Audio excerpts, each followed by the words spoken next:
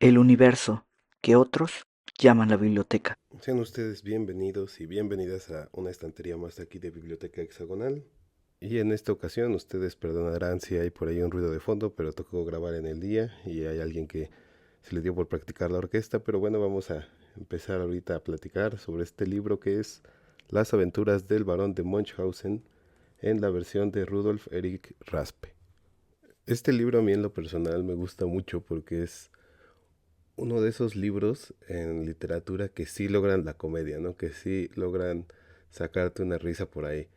Eso es muy difícil lograr con solo el puro texto. Creo que son muy contados los textos en literatura que logran esto. Se necesita una forma de maestría muy particular. Y entre autores que yo les podría decir que me han sacado una risa por ahí, pues se encuentra Ambrose Bierce, que en algún momento hablaremos de él en una estantería, sobre todo acerca del Diccionario del Diablo o de sus fábulas feroces. O también otro autor que me parece a mí gracioso es Molière. Molière me parece que lo logra muy bien. También Mark Twain. Son pocos, ¿no? Es algo difícil de lograr la comedia en la literatura.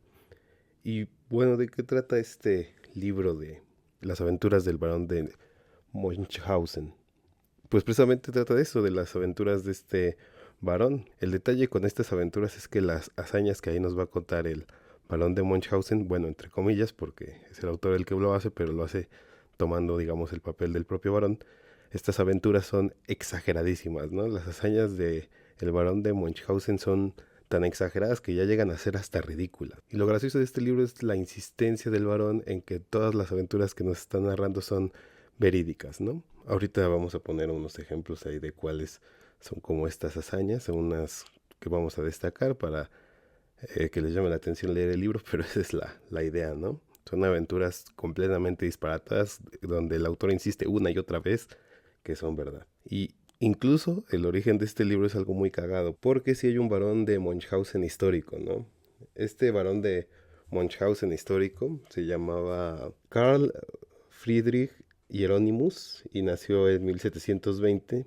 Fue un militar alemán que luchó contra los turcos en el ejército ruso y tras su retiro se regresó a vivir a su casa que era por ahí en la ciudad alemana de Hannover, por ahí, cercana a la ciudad, y se dedicó a contar pues sus aventuras, exageradas obviamente, a todo aquel que quisiera escucharlo, ¿no? Entonces era un personaje pues muy conocido en su tiempo, justo por esto, ¿no? Por contar sus anécdotas de guerra allá en el este de Europa de manera exageradísima, ¿no? Entonces toda la gente iba y lo escuchaba y pues se pitorreaba, ¿no? Es un poco este amigo que siempre que le cuentas algo, él lo hizo mejor, ¿no?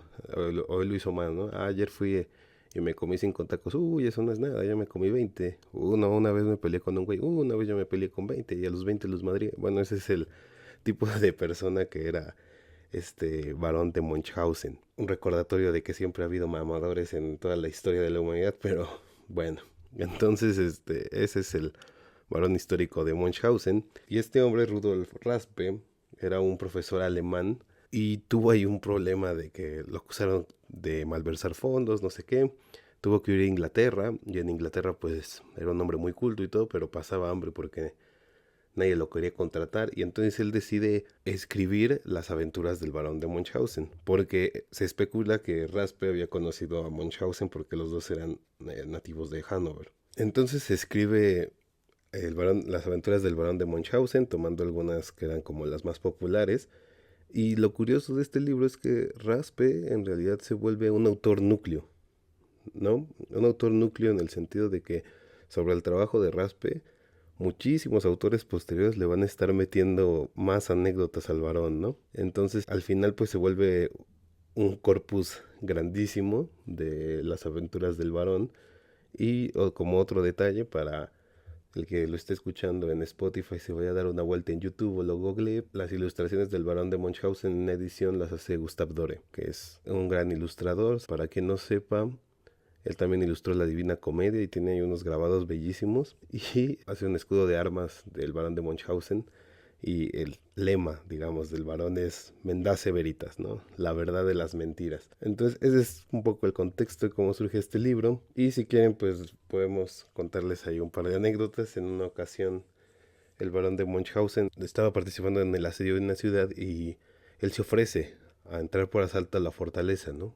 Entonces lo que hace, o bueno, el plan que formula es que van a disparar una bala de cañón y él en el aire se va a colgar de la bala y va a viajar hasta la fortaleza y la va a tomar y va a abrir las puertas para que entren sus aliados. Pero entonces ocurre esto, disparan la bala, se agarra de la bala y va volando en el aire y mientras va volando se da cuenta de que se le olvidó la espada. Entonces para recuperar su espada y ahora sí invadir, ve que viene una bala de cañón que están disparando desde la fortaleza, suelta la suya, se agarra la otra y se regresa. Otra anécdota es que en alguna ocasión tuvo que brincar un barranco y entonces va en su caballo, brinca, a la mitad de camino en el aire se dio cuenta de que no había tomado vuelo suficiente, entonces se regresa, vuelve a tomar vuelo y ahora sí lo cruza. También está la famosa, que yo creo que es la más famosa de todas, es aquella cuando queda atorada en un pantano y para salir y salvarse se toma de su coleta y se tira a sí mismo hacia afuera, ¿no? Esa es otra aventura del varón. Hay muchas por el estilo, incluye incluso un viaje a la luna. Y ese es el tipo de anécdotas que pueden encontrar en el libro. Obviamente yo no les estoy haciendo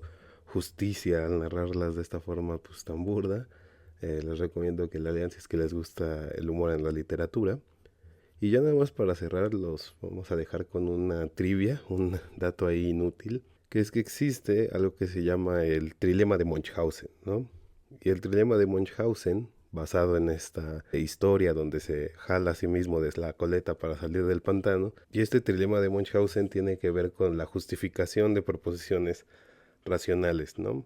Sabemos en lógica que hay algo que se llama el principio de razón suficiente, que una premisa debe estar justificada en otra, ¿no? Debe darle razón para hacer. Y entonces lo que dice el trilema es que las soluciones que se proponen para cumplir con este principio de razón suficiente pues son en sí mismas pues ridículas, ¿no? Por ejemplo, una solución sería la regresión al infinito, ¿no? Premisa A está justificada sobre premisa C, que a su vez está justificada sobre premisa C, que a su vez está justificada sobre premisa D, y así es el infinito, ¿no?